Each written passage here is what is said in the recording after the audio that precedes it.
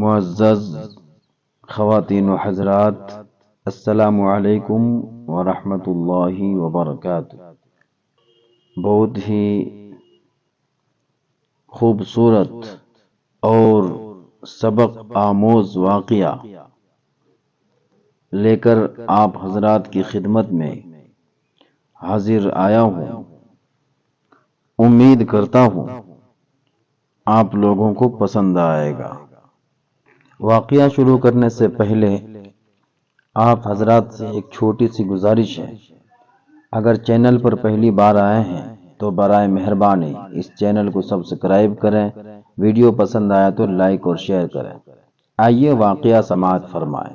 اس واقعے کا ٹائٹل ہے محمود غزنوی کی انصاف پسندی۔ ایک رات سلطان محمود غزنوی رحمت اللہ علیہ سو رہے تھے کہ اچانک اس کی آنکھ کھل گئی۔ پھر لاکھ چاہا کہ دوبارہ کسی طرح نیند آ جائے، مگر نیند کوسوں دور نکل چکی تھی۔ حضرت محمود غزنوی بستر پر تڑپتا اور کروٹیں بدلتا رہا۔ جب کسی طرح آنکھ نہ لگی تو حضرت محمود غزنوی کو خیال آیا کہ شاید کوئی مظلوم فریاد لے کر آیا ہے یا کوئی فقیر بھوکا آیا ہے، اس لیے نیند بالکل ختم ہو گئی ہے۔ یہ سوچ کر غلام کو حکم دیا کہ باہر جا کر دیکھو کون ہے۔ غلام نے باہر جا کر دیکھا تو اس شخص کو کوئی نظر نہ آیا۔ واپس آ کر اس نے کہا، بادشاہ سلامت، باہر کوئی شخص نہیں ہے۔ محمود نے پھر سوچا کہ کسی طرح سو جاؤں، مگر نیند نہیں آئی۔ وہی بے چینی اور گھبراہٹ پھر سے پیدا ہو گئی۔ پھر غلاموں کو دوبارہ حکم دیا کہ اچھی طرح دیکھ کر آؤ، کوئی حاجت مند باہر میں ہے کیا؟ غلام دوڑتا ہوا باہر کی طرف گیا اور ادھر ادھر دیکھا اور واپس آ کر پھر سے بولا، حضور، باہر کوئی بھی شخص نہیں ہے۔ سلطان محمود غزنوی کو شبہ ہوا کہ شاید غلام تلاش کرنے سے جی چرا رہا ہے۔ غصہ میں خود کھڑا ہوا اور تلوار ہاتھ میں لیے ہوئے باہر آ گیا۔ بہت تلاش کی مگر کوئی شخص نظر نہ آیا۔ قریب ہی ایک مسجد تھی۔ اس مسجد کے دروازے پر آ کر اندر کی طرف دیکھا تو آہستہ آہستہ کسی کے رونے کی آواز آ رہی تھی۔ قریب پہنچ کر دیکھا تو ایک شخص فرش پر پڑا ہوا نظر آیا۔ اس کا منہ زمین سے لگا ہوا تھا اور آنکھوں سے آنسو جاری تھے۔ آہیں بھر رہا تھا اور چپکے چپکے اور آہستہ آواز میں یوں کہہ رہا تھا کہ سلطان کا دروازہ بند ہے تو کیا ہوا، سبحان کا دروازہ تو کھلا ہے۔ اگر محمود ولی سو رہا ہے تو کیا حرج ہے، معبود ازلی تو جاگ رہا ہے۔ محمود بادشاہ سو رہا ہے تو کوئی حرج نہیں، محمود کو بادشاہ بنانے والا تو جاگ رہا ہے۔ جب محمود غزنوی نے یہ بات سنا تو بالکل اس کے قریب پہنچ کر بولا، ارے کون ہو؟ محمود کی شکایت اس طرح اللہ سے کیوں کرتا ہے؟ وہ تو ساری رات تیری تلاش میں بے چین رہا، تجھے ڈھونڈتا رہا۔ بتا تجھے کیا تکلیف ہے، کس نے تجھے ستایا، کیوں اور کس غرض سے تو آیا ہے؟ اور اس طرح کے رونے کا سبب کیا ہے؟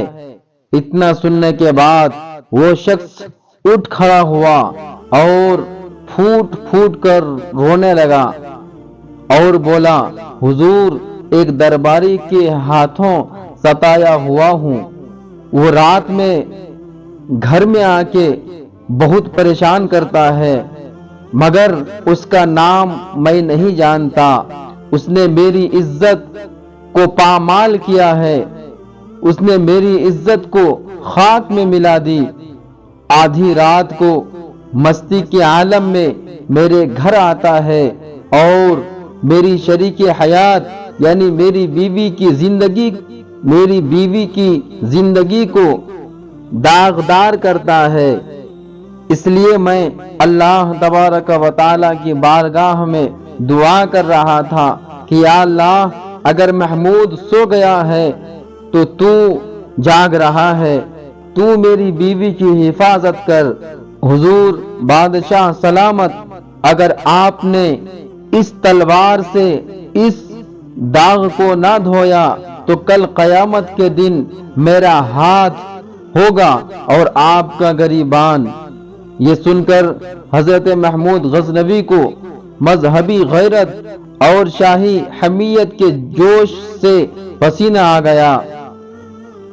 غصہ سے کانپتی ہوئی آواز میں بولا، بتا، کیا اس وقت بھی وہ ملعون وہی ہوگا؟ اس مظلوم شخص نے جواب دیا، اب تو بہت رات گزر چکی ہے، شاید چلا گیا ہو، لیکن مجھے ڈر ہے کہ وہ پھر کل آئے گا۔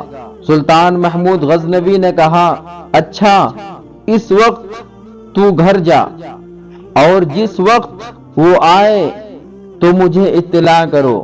اس شخص نے سلطان محمود غزنوی کو دعا دی اور رخصت ہو کر چلا ہی تھا کہ محمود غزنوی نے ٹھہرنے کا حکم دیا اور پہرے داروں سے کہا، دیکھو، یہ جس وقت بھی آئے، خواہ میں سوتا رہوں یا جاگتا، فوراً اس شخص کو مجھ تک پہنچا دینا۔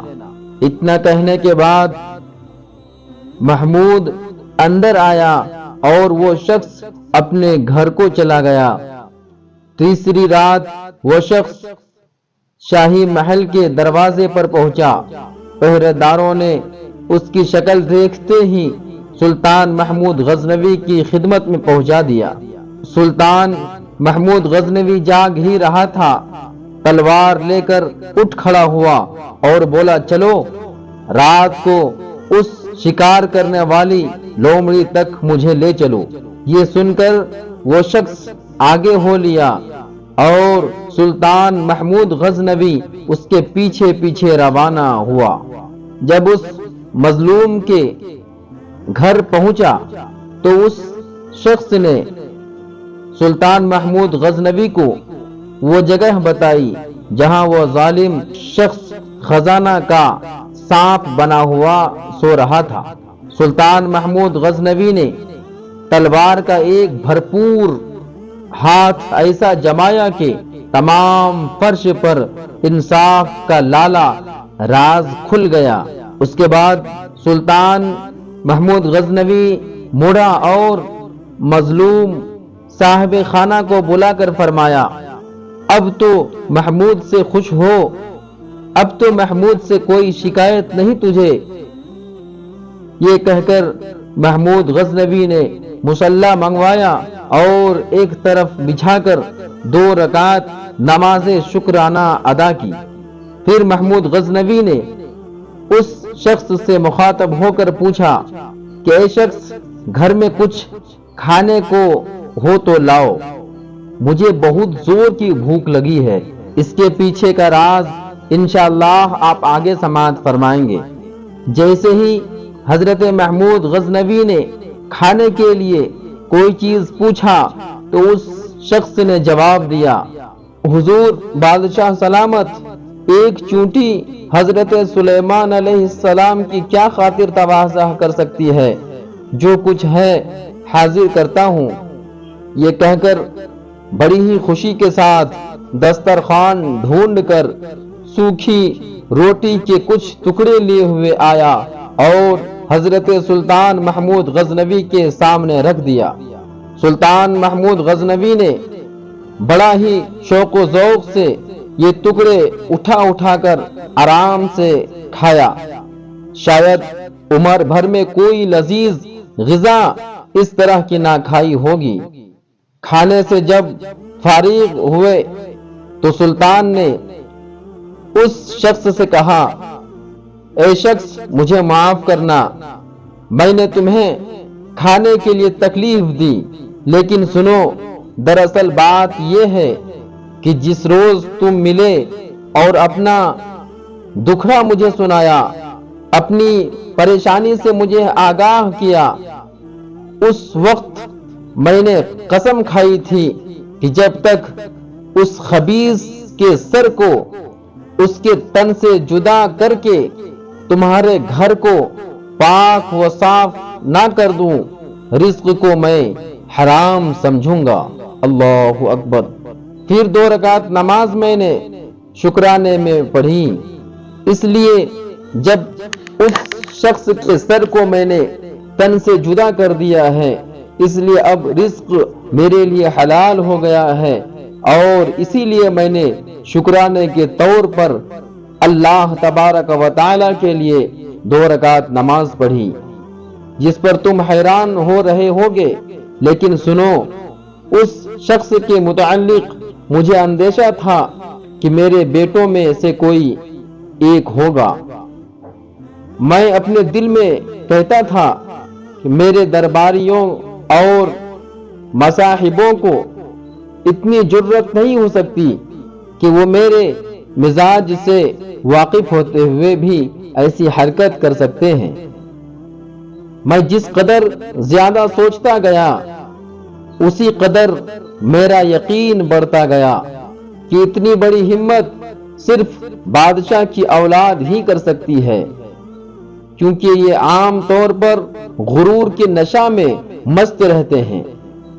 चुनांच मैं तुम्हारे साथ यहाँ अपने किसी फर्जंद को कत्ल करने के इरादे से आया था। अल्लाहु अकबर, अल्लाहु अकबर। जब मैंने सूरत देखी तो मालूम हुआ कि ये मेरा फर्जंद नहीं बल्कि कोई गैर शख्स है, इसलिए मैंने खुदा का शुक्र अदा किया और शुक्राने की नमाज पढ़ी। सुबहान अल्लाह, सुबहान अल्लाह। कितनी खूबसूरत और दिल फरेब वाक़िया है कि एक बादशाह होते हुए भी अपने बेटे को कत्ल करने के इरादे से उसके घर को जाते हैं, लेकिन कत्ल करने से पहले उस शख्स का शक्ल नहीं देखते। जब कत्ल से फारिग हो जाते हैं तो पता चलता है कि मेरा बेटा नहीं बल्कि कोई और शख्स है। पता ये चला, अगर इंसाफ के वक्त सामने बेटा भी आ जाए तो इंसाफ को इंसाफ समझकर ही करना चाहिए। हजरत सैयदना अबू बकर सिद्दीक रजी अल्लाह ताला अन्हु एक मर्तबा अपने फर्जंद के हमराह खाने के लिए दस्तरखान पर तशरीफ फरमा थे। किसी तरह बात उठी और आपके बेटे हजरत अब्दुल्लाह ने इरशाद फरमाया, ए मेरे वालिदे मुहतरम, फुला जंग में आप मेरी तलवार के जद में आ गए थे, लेकिन आपको अपना वालिदे मुहतरम समझकर मैंने कत्ल ना किया। हजरत सैयदना अबू बकर सिद्दीक रजी अल्लाह ताला अन्हु की जोश ईमानी तड़प जाती है और हजरत अबू बकर सिद्दीक ने इरशाद फरमाया, अल्लाह की कसम, अगर मेरी तलवार के नीचे तू आता तो मैं ये ना देखता कि तू मेरा बेटा है, बल्कि दीन इस्लाम की खातिर मैं तुझे कत्ल कर देता। सुबहान अल्लाह, सुबहान अल्लाह। इस वाक़े से हमें बहुत कुछ सबक मिलता है।